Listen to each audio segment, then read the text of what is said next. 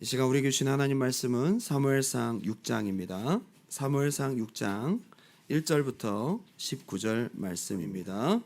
여러분, 사사기 시대는 어떤 시대인지 다 알고 계시죠?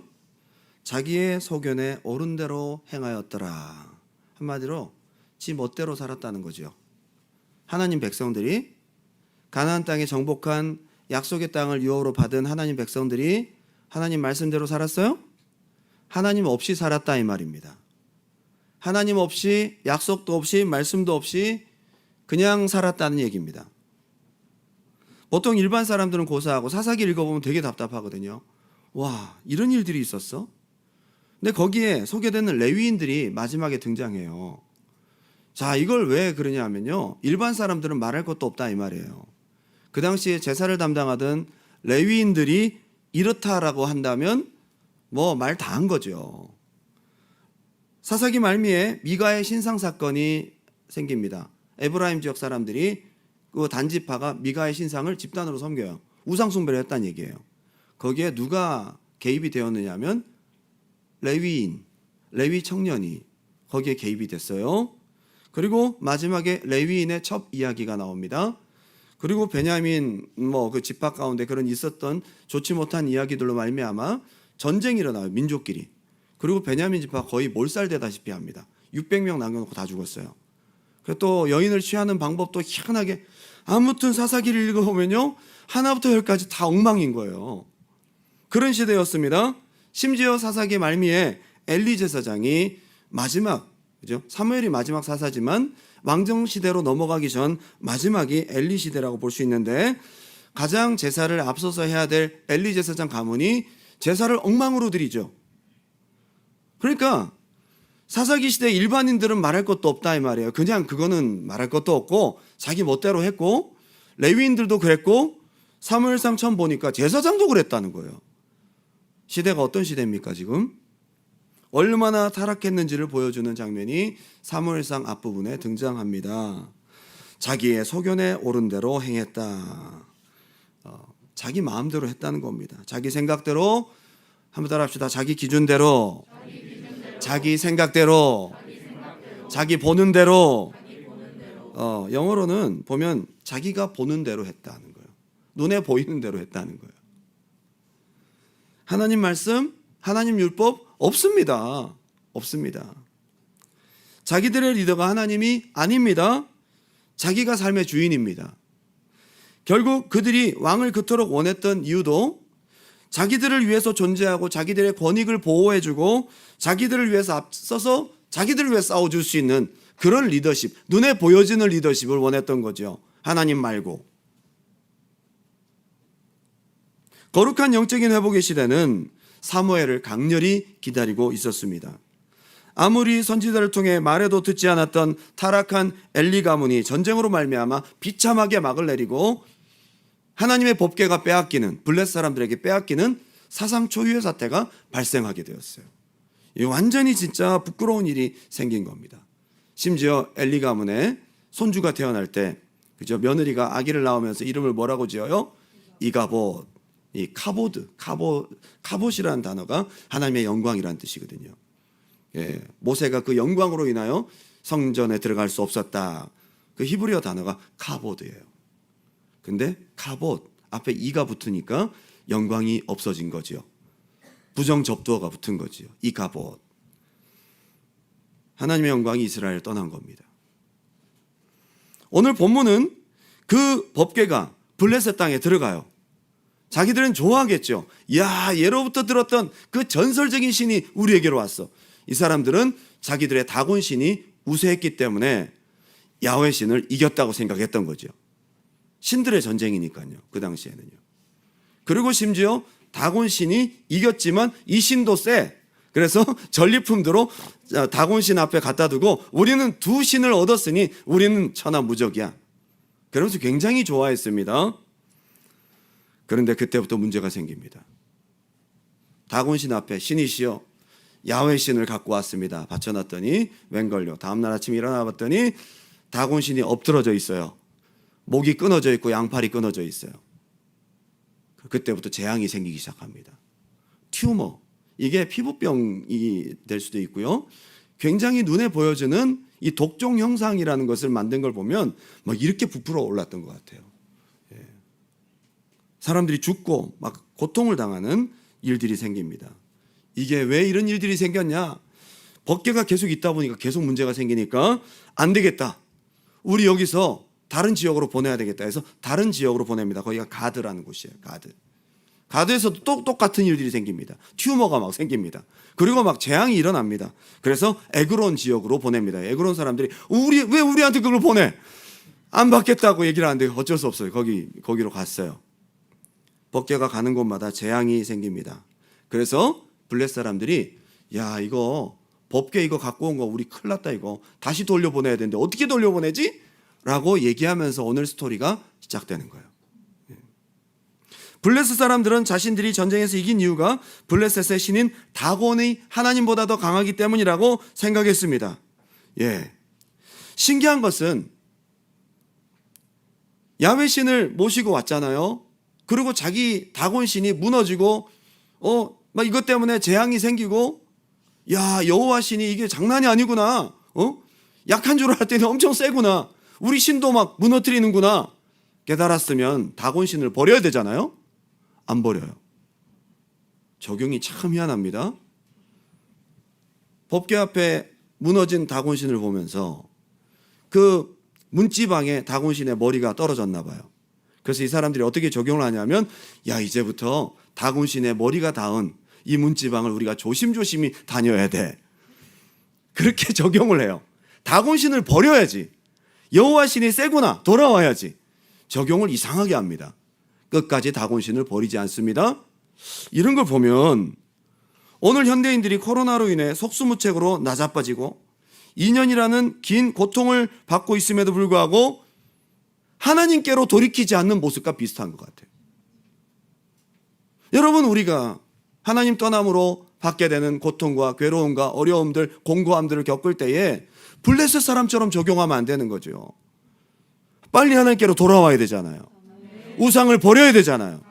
이 블레셋 사람들은 그렇게 하지 않아요. 오히려 다곤신, 머리가 닿았던 문지방을 우리가 조심히 넘어야 돼. 그걸 밟으면 안 돼. 그리고 다곤신을 끝까지 버리지 않습니다. 참 신기한 일입니다. 자꾸만 해법을 다른 곳에서 찾으려 합니다. 블레셋의 온 땅이 쥐로 들끓었던 것처럼 보입니다. 그 당시에 이 독종도 있었지만 이 패스트균들이 막 창궐 했던 것 같아요. 그래서 그들이 금 모양의 독종과 금 모양의 쥐를 만들어서 보냈을 거다라고 우리는 생각할 수 있습니다. 자, 직면한 위기를 모면하기 위해서 그들은 법궤를 돌려보내려고 작정합니다. 그림 한번 보실까요? 지도. 자, 저 지도가 이제 나오는데요. 먼저 실로에서 전쟁에 나가기 위해서 에벤네셀까지 가잖아요. 처음에 전쟁을 해서 졌어요. 4,000명이 죽습니다. 이스라엘 백성들이. 이게 어찌된 일이냐? 우리 법궤가 없어서 그래. 그래서 홈리와 비느하스를 법궤를 가지고 오라고 하죠. 그래서 에벤네셀에 우리는 진을 치고 저쪽 블레셋은 아벡에 진을 쳤어요. 근데 두 번째 전쟁에서 완전히 참패를 당합니다. 3만 명이 죽어요. 그리고 홈리와 비느하스 죽고 법궤가 뺏깁니다. 그래서 아벡에서 아스돗으로 가져가죠. 아스돗이 다곤 신전이 있었던 곳이에요. 전리품으로 갖다 놨더니 그때부터 아스돗에 문제가 생기네. 그래서 어디로 갑니까? 가드로 갑니다. 보이시죠? 가드. 가드에서도 문제가 생기네. 어디로 갑니까? 에그론으로 갑니다. 이제 저기에서 어떻게 돌려보낼까 해서 벳세메스로 돌려보내는 과정이 오늘 성경에 나온 내용이에요. 법궤가 돌아오는 과정을 제가 오늘 본문을 통해 가만히 지켜보면서 블레셋 사람들이나 그 법궤를 받았던 그 유대 지경에 있었던 벳세메스 유대인들, 이스라엘 사람들이나 여호와를 아는 지식이 없어서 망하는 것을 보게 됩니다. 하나님을 아는 지식이 없어서 이들이 재앙을 받는구나. 블레셋 사람들은 자기 방식대로 유추된 지식을 너무나 확신 있게 잘못 펼쳐나가는 것을 보게 되고요. 벳세메스 사람들은 율법을 아예 몰랐던 것으로 보여집니다. 법궤를 뚜껑을 열어봤어요. 이런 무식한 짓을 해요. 1년에 한 번 대제사장이 대속죄일 날 피를 가지고 벌벌 떨며 백성을 대표해서 유일하게 대제사장 한 명이 1년에 한 번 들어갔던 곳이 법궤가 있는 지성소인데 그 지식이 없었던 거예요. 율법도 몰랐고 절기도 몰랐고 아무것도 몰랐던 벳세메스 백성들은 법궤를 열어봄으로 5만 70명이 죽습니다. 그래서 거기서도 못 있죠. 법궤가 어디로 갑니까? 산지에 있었던 기럇 여아림 사람 아비나답의 집에 20년 동안 머무르게 되는 것입니다. 오늘 저는 두 가지로 함께 은혜를 나누고자 원해요. 첫 번째 한번 따라합시다. 내 방식으로 하나님을 대하는 사람들. 저는 오늘 블레셋 이야기가 전혀 남의 이야기가 아니라고 생각합니다. 묵상하는 중에 오늘날 우리도 이 블레셋 사람들처럼 하나님을 이렇게 섬길 수 있겠구나라는 생각을 갖게 됩니다. 오늘 졸리지만 잘 들어보세요. 눈을 뜨고 잘 들어보세요. 그러면 은혜를 받을 것입니다. 오늘 6장에 등장한 블레셋 사람들과 벳세메스 사람들, 이분들이 오늘날 많은 기독교인들과 굉장히 공통점이 있습니다. 전 다시 묵상하면서 깜짝 놀랐어요. 우리가 이러고 있는데 그냥 이방인, 그냥 벳세메스 사람이라고 덮기에는 안타깝게도 너무나 우리와 닮은 점이 많다는 사실이에요. 사무엘상 6장 1절 2절 다 같이 큰 소리로 한번 읽어볼까요? 시작. 여호와의 궤가 블레셋 사람들의 지방에 있은지 7달이라. 블레셋 사람들이 제사장들과 복술자들을 불러서 이르되 우리가 여호와의 궤를 어떻게 할까? 그것을 어떻게 그 있던 곳으로 보낼 것인지 우리에게 가르치라. 이거 보게 되면 이제 이거를 어떻게 보내야 되냐? 이 진짜 뜨거운 감자인 거예요. 만지면 죽고 가만 놔두면 재앙이 생기고 이거 계속 있을 수는 없고, 그죠? 여러분 전쟁할 필요가 없어요. 법궤를 보냈더니 거기 망하는 거야. 거기 보냈더니 그냥 전쟁할 필요가 없어. 그냥 거기가 망하는 거예요. 이게 하나님의 영광이 이렇게 강력한 거죠. 하나님의 힘이 없어서 전쟁이 진 게 아니죠. 이스라엘 백성들 범죄 때문인 거죠. 그런데 이걸 어떻게 돌려보낼까를 물어본 그런 전문가들을 불렀는데 그 사람들이 누구냐면 다곤 신을 섬기는 제사장이었어요. 뭘 알아요, 이 사람들이? 뭘 알아요? 그리고 복술자들, 한마디로 그 지역 무당들을 불렀어요. 어떻게 하나님을 섬겨야 될까? 어떻게 이걸 돌려보내야 될까? 말도 안 된다, 그죠? 그런데 이 사람들이 얼추 어느 정도 정보를 가지고 알려줍니다. 거기에 나온 아주 독특한 제사명이 속건제예요. 이거 어떻게 알았을까? 3절 읽어드립니다. 그들이 이르되 이스라엘 신의 궤를 보내려거든 거저 보내지 말고 그에게 속건제를 드려야 할지니라. 우와, 속건제를 어떻게 알았지 이 사람들이? 이 사람들도 연구한 거죠. 5대 제사 중에 속건제가 있잖아요. 율법의 5대 제사 중에 속건제가 있잖아요. 아마 이스라엘 백성들도 몰랐을 거라 이거는. 이 복술자들과 다곤 제사장들이 리서치를 잘한 겁니다. 그래서 속건제라는 거, 야 우리가 지금 이거는 무슨 제사나 봤더니 우리가 그걸 일단 가져왔으니까 훔친 거나 똑같아. 성물을 훔친 거야 이거는. 그러니까 뭔가 5분의 1을 더해서 보내야 되는데 뭘 더해야 될까? 여기까지 알았어요. 그 다음부터 엉망으로 된 거죠. 뭘 보내야 될까? 5분의 1을 뭘 더해야 될까 해서 이상한 금지 모양, 그 다음에 금독종 모양, 그때부터 엉뚱한 짓을 한 거지. 여기까지 맞았어요. 여기까지는. 잘못된 신앙이 다 틀리진 않아요. 반은 맞고 반은 틀립니다. 이게 문제인 거예요. 신앙생활 한다고 하는데 반은 맞아, 반은 틀려. 어디서 뭐가 틀렸는지 몰라요. 어느 순간부터 자기 생각대로 신앙생활 하는 거죠.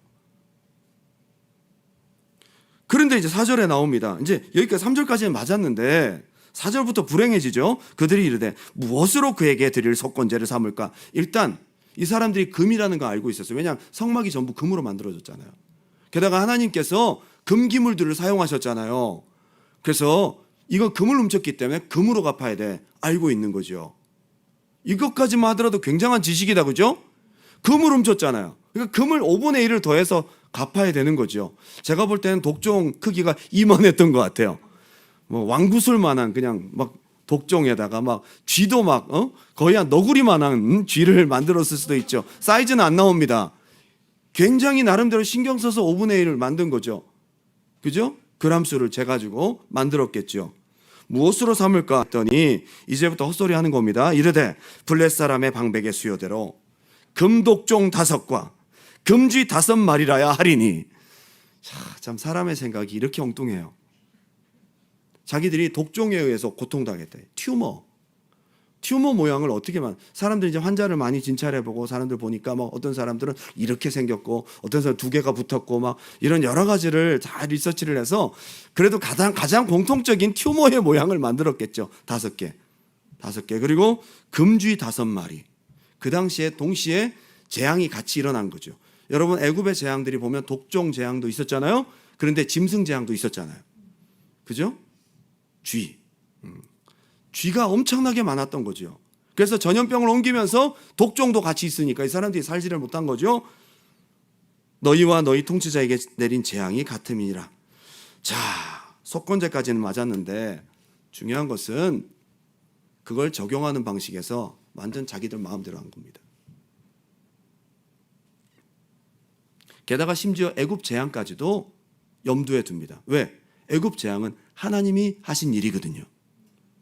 과거에 들었던 리서치를 하다 보니까 속건제라는 지식도 있어요. 하나님이 하셨던 과거의 경험도 있어요. 이 2가지를 딱 들이대니까 뭐가 어디까지가 맞는 건지 어디서부터 잘못된 건지를 모르는 거예요. 여러분 신앙 안에서도 무엇가 섞였고 무엇가 진짜인지 한번 생각할 필요가 있다는 거죠. 어디까지가 맞는 걸까요? 굉장히 신앙적인 바른 결단 같아요. 그런데 그 과정에서 자기들 마음대로 속건제를 실천합니다. 적용 과정에서 틀렸어요. 자, 그림 한번 볼게요. 자, 아마 저런 모양이 있었을 거다. 저거를 하나님 기쁘시게 하려고 저걸 받으시고 주님이 흠양하셔서 재앙을 멈추시도록 자기들 나름대로 생각했겠죠. 이걸 하나님께 바치면 야훼 신이 기뻐할 거야. 우리 그래도 야훼 신이 기뻐하도록 금쥐를 깜찍하게 만들까?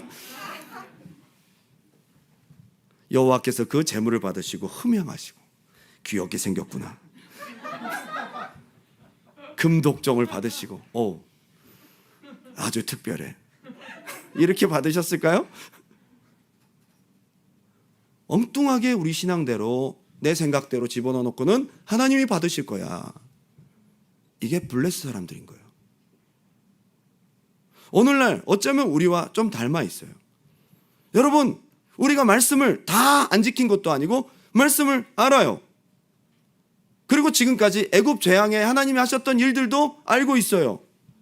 내가 나름대로 체험도 있는 것 같고 율법의 지식, 말씀도 아는 것 같은데 적용하는 과정에서 엉뚱한 나의 생각과 방법이 들어가서 하나님과 전혀 상관없는 예배, 전혀 상관없는 속건제, 전혀 상관없는 기도를 올리고 있는 것은 아닐까? 고대에는 악질이나 자연재해나 사고 등을 당했지만 죽지 않고 살아남았을 때에 특정한 예물을 신들에게 드려 제사를 드리는 것이 통상적으로 행해지는 그 당시 미신이었어요. 그러니까 이게 그들 나름대로 고대 근동 지방에서 유행되었던 미신을 따온 거죠. 그 시대의 문화를 따와서 자기 생각을 집어넣으니까 엉뚱한 괴물 속건제가 나타난 겁니다. 난파선에서 살아남으면 자신들의 옷을 포세이돈이나 이시스에게 바쳤습니다. 노예나 글라디에이터들은 원형 경기장에 검투해서 살아남으면 그 후에 자기의 무기를 헤라클레스에게 바치는 풍습이 있었다고 합니다. 포로들이 자유를 얻을 때는 자신이 묶였던 쇠사슬을 신에게 바치기도 했고요. 심지어 5세기 가톨릭 신자들마저도 질병으로부터 회복된 후에 금은으로 손과 발, 자기가 고침받은 그 부분을 만들어서 신에게 바쳤다고 얘기를 합니다. 고대 가톨릭에서도 이런 방식을 따왔다는 거예요. 신기한 일이죠. 블레스 사람들은 자신들에게 임한 독종과 이 재앙들이 하나님께로 왔다고 믿고 하나님의 마음을 달래기 위해서 속건제, 그건 좋다 이겁니다. 애굽의 재앙에 대한 이야기도 좋다 이겁니다. 거기에서 자기의 생각과 자기의 관점과 자기의 방식대로 하나님을 섬기려고 했다. 5절 다 같이 한번 읽어보겠습니다. 5절 다 같이 시작. 그러므로 너희는 너희의 독한 종기의 형상과 땅을 해롭게 하는 쥐의 형상을 만들어 이스라엘 신께 영광을 돌리라. 그가 혹 그의 손을 너희와 너희 신들과 너희 땅에서 가볍게 하실까. 자, 이렇게 그들의 조언을 받고 이거야 라고 했으면 결과에 대해서 자신이 있어야 되잖아요. 자기 생각이 딱 들어가고 난 다음부터는 결과에 대해서 보장할 수 없어요. 개런티를 못하는 거죠.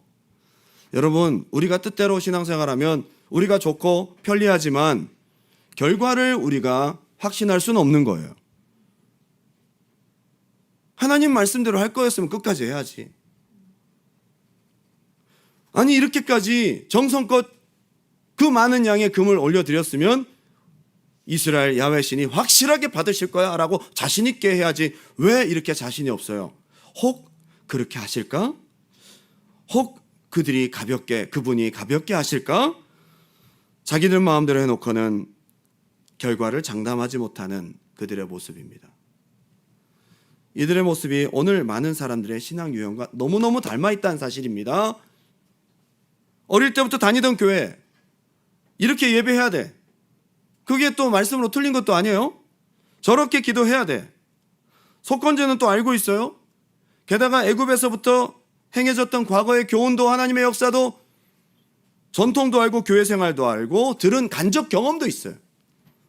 아는 것 같아요. 그런데 이렇게 하면 하나님 받으실 거야. 저렇게 하면 하나님 기뻐하시겠지. 어느 순간부터 내 생각과 마음이 확 들어가기 시작하면서 결과를 장담할 수 없는 믿음 없는 신앙생활을 하고 있는 거예요.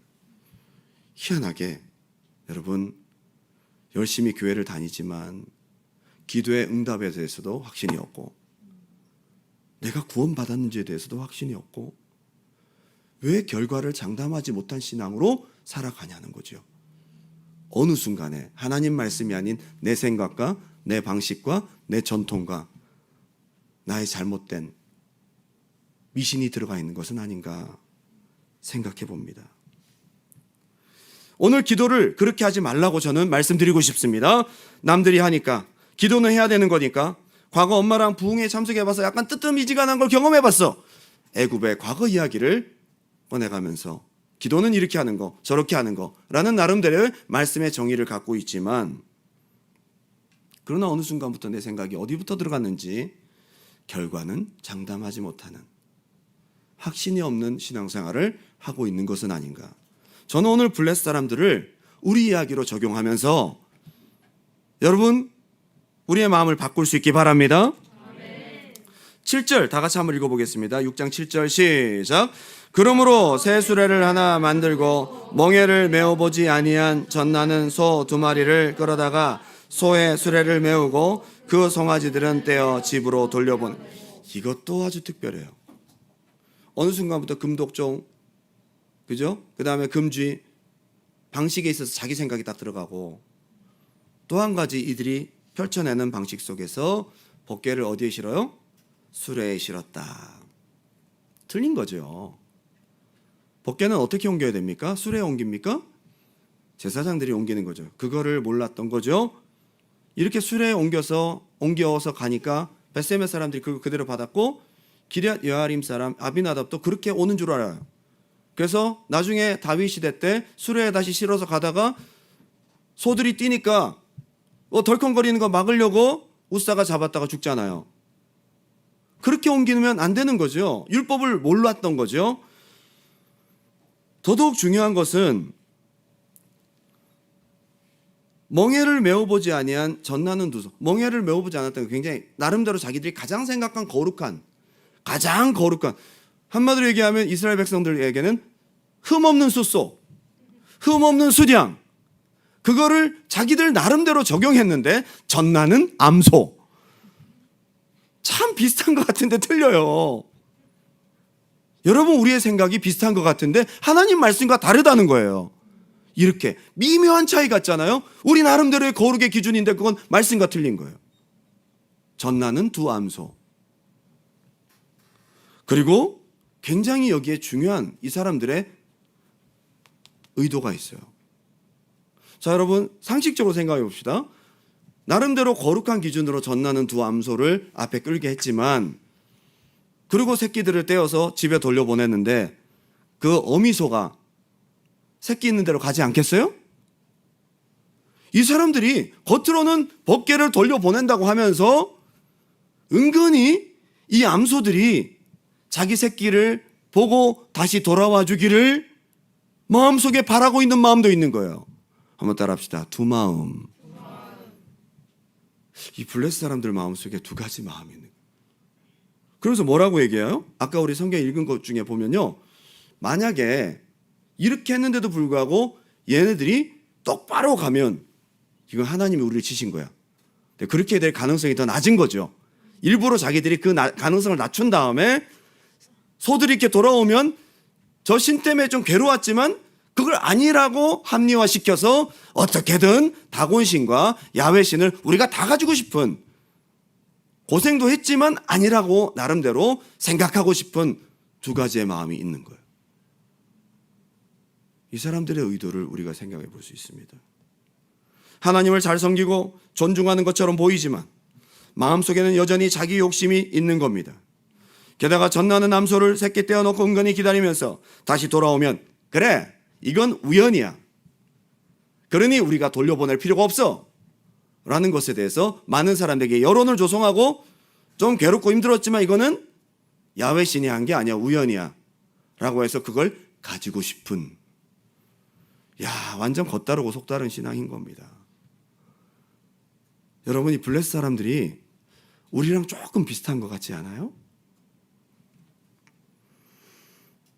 우리가 기도하고 하나님을 믿노라 합니다. 하나님 섬긴다고 합니다. 모든 것 하나님께 돌려보내야죠. 주님께 모든 영광 올려보냅니다. 그렇지만 마음속에 은근한 내 욕심이 있는 거죠. 이게 지금 블레스 사람들인 거예요. 이 사업체는 주님을 위한 것입니다. 주를 위해 쓰겠습니다. 주님, 저는 전혀 욕심이 없습니다. 그런데 나도 모르는 내 안에 지하 1층이 있었네? 거기에 시커멓게 썩은 내 마음이 사업이 잘 될 때 드러납니다. 자녀가 잘 되면 오직 주님께만 영광. 주님이 키우셨습니다.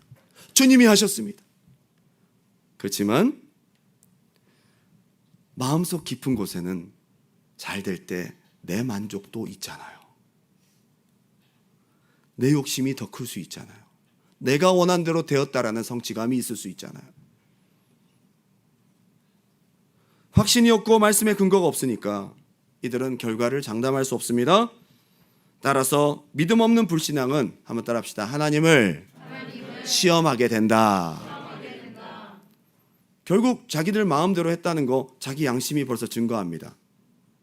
그리고 얘가 돌아갈 것이라는 것에 대해서 확신이 없어요. 그래서 그 베세메스 지경까지 따라갑니다. 이렇게 따라갑니다. 혹시 돌아올 수 있으니까. 항상 뭔가 확신이 깨놓고는 결과를 장담을 못해. 이게 블레스 사람들의 모습인 거예요. 여러분, 이건 믿음이 아닙니다. 여러분, 믿음은 오늘 두 가지를 빼야 돼요. 블레스 사람들 통해서 내 생각 빼시기 바랍니다. 내 생각 빼야 돼요. 하나님 말씀, 희한하게 하나님 말씀으로만 하면요, 융통성이 전혀 없는 것 같지만 결과에 대해서는 믿어집니다. 어느 순간 내 생각이 들어간 만큼 믿음은 떨어집니다. 순도가 떨어진다는 얘기죠. 그리고 진짜 내 마음속에 욕심이 아닌, 두 마음이 아닌 한 마음을 가질 때 담대해집니다. 이게 블레스 사람들을 통해서 우리가 보아야 될 모습입니다. 야고보서 1장 6절 다 같이 한번 읽어볼게요. 7절까지, 8절까지가 있나요? 시작. 오직 믿음으로 구하고 조금 더 의심하지 말라. 의심하는 자는 마치 바람에 밀려 요동하는 바다 물결 같으니 이는 사람은 생각하지 말라. 두 마음을 품어 모든 일에 정함이 없는 자라. 두 마음. 블레스 사람들은 지금 갖고 있었던 것이 자기 생각이 들어가고 두 마음을 가지고 있었어요. 결국 하나님을 시험하게 되는 겁니다. 오늘 두 가지가 여러분 속에서 쫙 빠지기 바랍니다. 기도할 때 여러분 딱 무릎 꿇을 때에 하나님 앞에 어떻게 기도해야 되겠어요? 하나님, 내 속에 두 마음 없게 도와주세요. 하나님, 오늘 기도할 때에 내 생각 버리게 도와주세요. 이렇게 하면 응답하실 거야, 이렇게 하면 주님 들어주실 거야가 아니라 하나님 말씀 붙잡고 기도하게 도와주세요. 희한하게 내 생각을 빼고 내 두 마음이 한 마음이 될 때 믿어집니다. 오늘 이 믿음의 역사가 오늘 여러분의 기도를 통해 시작되길 바랍니다. 어쩌면 이 사사기 시대 사람들의 복잡함, 블레셋 사람들도 마찬가지고요. 오늘날 현대를 살아가는 많은 크리스찬들의 많은 계산과 복잡한 자기의 생각들이 어쩌면 이 내용을 통해서 드러나는 것 같습니다. 자, 두 번째인데 굉장히 시간이 오래 갈 것 같지만 결론을 맺으면서 두 번째 이야기를 하고 마칩니다. 오늘 이것이 우리가 오늘 기도해야 될 답입니다. 자, 두 번째는 한번 따라합시다. 이용하려 하는가? 전적으로 믿고 의지하려 하는가? 아까 우리가 6장 내용을 들었지만 7장으로 딱 넘어가면 미스바 운동이 일어납니다. 거기에 하나님의 역사가 있습니다. 놀랍게도 사무엘이 이끄는 미스바 운동은 두 마음이 아니라 한 마음입니다. 그리고 자기 생각에는 하나님의 뜻대로 합니다. 어떤 환경과 상황이 오더라도 말씀대로 합니다. 그리고 하나님의 법궤를 내가 이용하려는 것이 아니라 하나님을 위해서 예배를 합니다. 6장과 7장은 완전 반대인 거예요. 그래서 오늘 7장의 결론을 통해서 오늘 다시 한번 답을 얻길 바랍니다. 7장에 바로 이어서 미스바 성회가 일어나는데요. 하나님의 회복을 주시고 은혜를 주신 사건입니다. 하나님의 나타남과 우리를 통한 강력한 지지하심이 있습니다. 그렇게 법궤를 이용해서 전쟁에 이겨보려고 했지만 이스라엘 백성들이 패배했잖아요. 그런데 하나님을 이용하려 하지 아니하고 하나님을 의지하니까 그들이 전쟁하지 않았어도 하나님께서 싸워주셨습니다. 이게 바로 사무엘상 7장의 이야기입니다. 미스바 성에 법궤는 아예 거기 등장하지도 않습니다. 그들은 하나님을 이용하려고 하는 마음이 없습니다. 순전하게 하나님을 위해 예배하게 됩니다. 하나님의 방법대로 사무엘이 이스라엘 백성들을 가이드합니다. 20년 동안 하나님의 법궤가 기럇 여아림 사람 아비나답의 집에 있을 때는 몰랐는데 법궤가 우리 땅에 없으니까 이스라엘 백성들이 여호와를 사모하니라 이렇게 나옵니다. 여호와를 사모하는 그 마음을 보고 사무엘이 그들에게 얘기를 합니다. 너희가 하나님을 원하면 너희가 우상 버려라. 회개해라. 비우라고 얘기합니다. 그리고 모여라. 그리고 하나님 앞에 금식하고 회개하자. 사무엘은 자기 생각대로 하지 않고 하나님이 기쁘신 뜻대로 말씀대로 그들을 이끕니다. 그렇게 해서 금식하고 기도하는 중에 블레셋 사람들이 쳐들어옵니다. 야, 여러분, 예배 드리러 갔는데 총 들고 가진 않잖아요. 예배 드리러 갈 때 무기 들고 가진 않잖아요. 그들이 미스바에 모일 때는 무기를 들고 무장을 하고 간 것이 아니었어요. 그냥 하나님 앞에 회개하고 금식까지 했어요. 남자들도 금식했어요. 여러분, 금식하면 싸울 힘이 없잖아요. 완전히 무방비 상태였습니다. 그걸 알고 블레셋 사람들이 쳐들어와요. 완전 포위해버려요. 그런데 그때 사무엘의 태도가 너무나 놀랍습니다. 사무엘이 어떻게 하는지 보십시오. 사무엘상 7장 7절부터 제가 읽어드립니다. 이스라엘 자손이 미스바에 모였다함을 듣고 블레셋 사람들이 듣고 그들의 방백들이 이스라엘을 치러 올라온지라. 이스라엘 자손들이 듣고 블레셋 사람들을 두려워하여 이스라엘 자손이 사무엘에게 이르되 당신은 우리를 위하여 우리 하나님 여호와께 쉬지 말고 부르짖어 우리를 블레셋 사람들의 손에서 구원하시게 하소서 하니 사무엘이 젖먹는 어린 양 하나를 가져다가 온전한 번제를 여호와께 드리고 이스라엘을 위하여 여호와께 부르짖음에 여호와께서 응답하셨더라. 사무엘의 행동은 정말 특별합니다.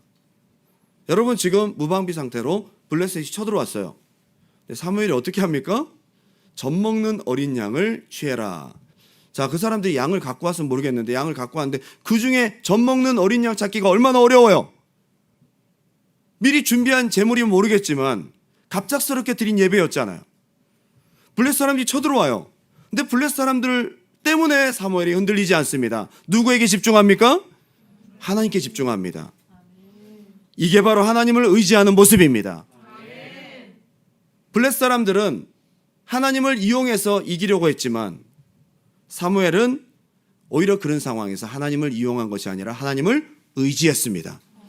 여러분, 되게 비슷해 보이잖아요. 내가 하나님을 이용해서 뭔가 하려고 하는 것이 하나님을 의지하는 것처럼 보이지만 그렇지 않다는 거예요. 하나님을 의지하는 것은 진짜 이런 위기 순간에 분명히 나타납니다. 하나님을 전적으로 의지하고 젖먹는 어린 양을 취해서 온전한 제사를 드립니다. 그때 그 사람들이 뭘 하고 있었을까? 저는 이게 궁금해요. 이미 와서 지금 쳐들어오고 있는데 사무엘이 그렇게 여유를 부리고 있는데 사무엘이 그렇게 동작을 빠르게 했을까? 그것도 아니고 젖먹는 제사를 어린 양을 제사로 드릴 때에 시간이 갈 텐데 이 사람들을 어떻게 했을까? 하나님께서 애국 군대가 이스라엘 백성들에게 접근하는 것을 홀도하신 것처럼 그들이 오는 것을 막고 계셨을 거다라고 생각이 듭니다. 아무리 그래도 사무엘이 너무 여유를 부리고 있어요. 사무엘은 지금 문제에 집중하지 않고 하나님께 집중합니다. 그리고 젖먹는 어린 양을 취하여 여호와께 드리고 여호와께 부르짖으니 여호와께서 그 기도 소리를 들으시고 응답하셨더라. 전쟁에 이긴 방법이 블레셋 사람들을 하나님께 직접 벼락을 때렸어요. 전쟁하지 않았어. 이스라엘 백성들은 가만히 있었어요. 하나님이 대신 싸워주십니다. 하나님이 대신 싸워주십니다. 오는 사람들 벼락을 때립니다. 그러니까 앞에서 벼락에 막 타서 죽고 막 그러니까 무서우니까 가다가 도망가자 해서 도망가고 이스라엘 백성들은 맨손으로 쫓아가서 잃어버렸던 세 개의 땅을 다 찾습니다. 에그론, 가드 다 찾습니다. 그리고 에벤네셀까지 진격을 해서 거기에 도움의 돌, 하나님께서 여기까지 우리를 인도하셨다라고 하면서 영광을 돌립니다. 하나님을 이용하려고 하지 않고 하나님 의지했더니 결과를 하나님이 책임지십니다. 저는 여기서 진짜 사무엘이 했던 행동이 믿음의 행동이라고 여겨지는 것은 여기에 어떤 계산도 없습니다. 사무엘의 행동은 마치 자살 행동 같습니다. 두 마음이 있을 수가 없습니다. 결과를 맡기는데 무엇까지 맡겼어요?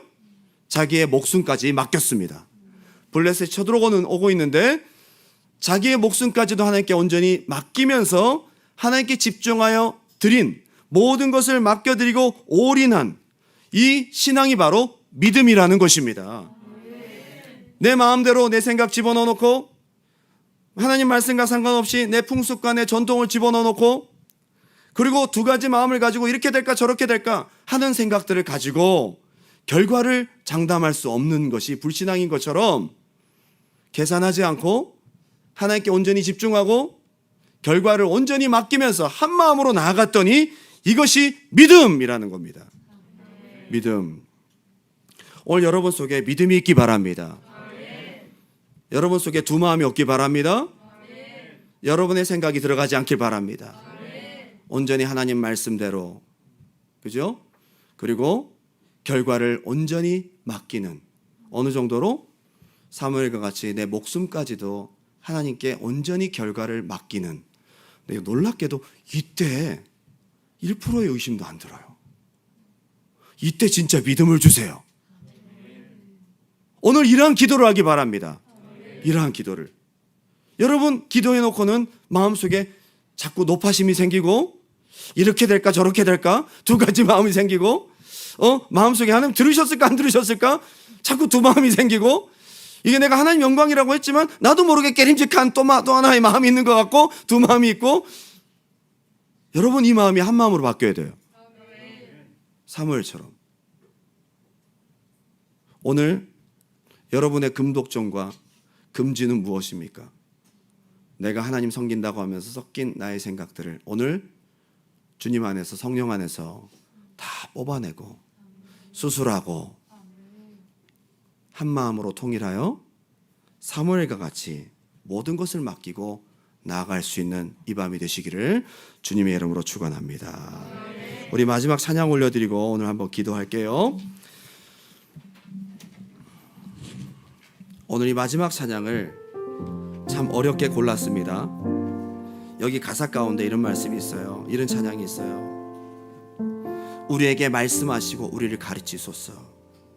하나님 말씀대로 내가 가게 도와주시옵소서. 겸손하게 주의 말씀 기다리리.